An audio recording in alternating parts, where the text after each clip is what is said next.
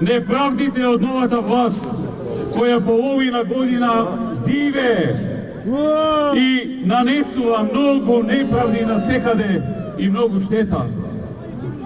Вечерва сме тука сите ние, кои не очекувавме, а може би и дел од оние кои очекуваа многу повеќе.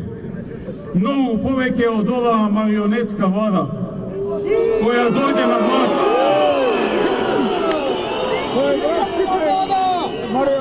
Која дојде на власт не вадејќи го зборот правда од уста. Ајде 6 месеци сите ние, македонците, албанците, турците, ромите, бошњаците, србите, власите, сите граѓани на Македонија, секојдневно се соочуваме или гледаме многу неправди.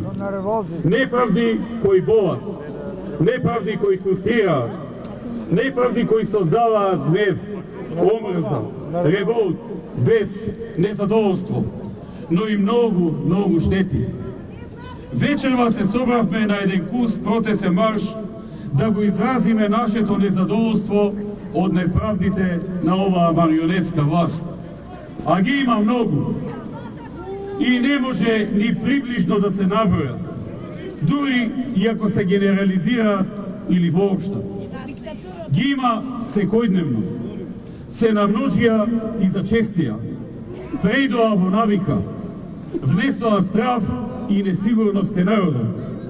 Но народот полека излегува од таа состојба. Еве, се гледа тоа ова вечер.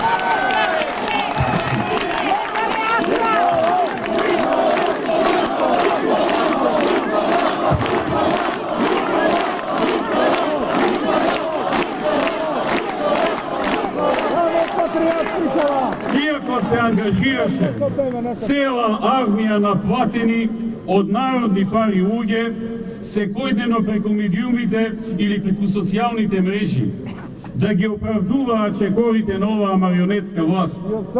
Иако Заев назначи и министер за пропаганда,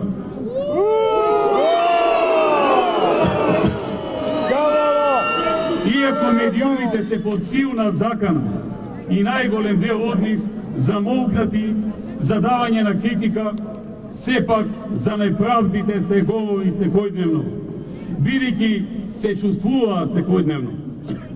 Ние од ВМРО ДПМН и од Коалицијата за подобра Македонија може би сме најмногу изложени на неправдите од оваа власт, но не се поштедени ни многу други граѓани, а најмногу штета има државата, нашата заедничка држава Република Македонија.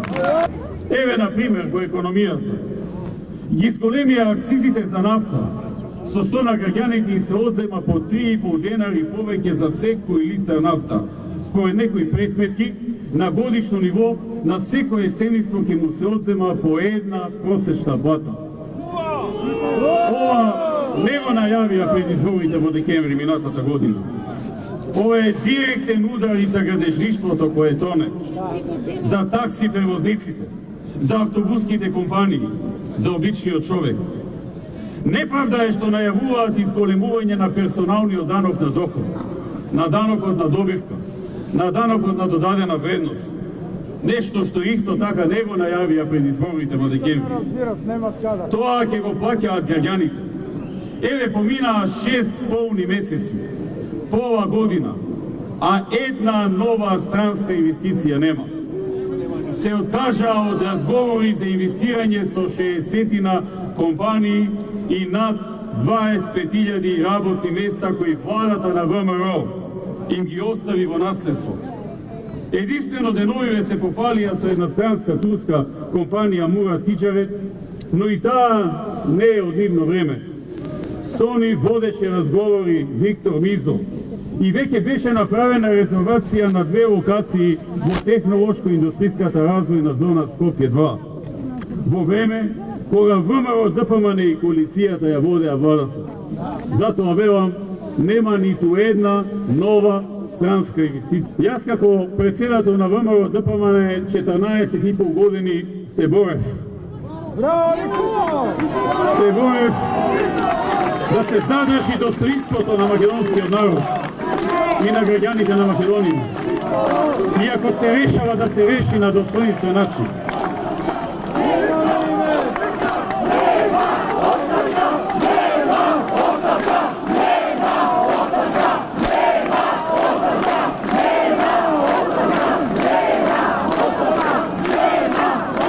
Мојата вина е што бев многу предпазлив околу националните прашања, околу државните прашања и околу прашањата кои што го интересираат народот и кои што му се значени на овој народ. Драги пријатели, слобода за убиците на децата од Спилковското езеро, но затвор за патриотите.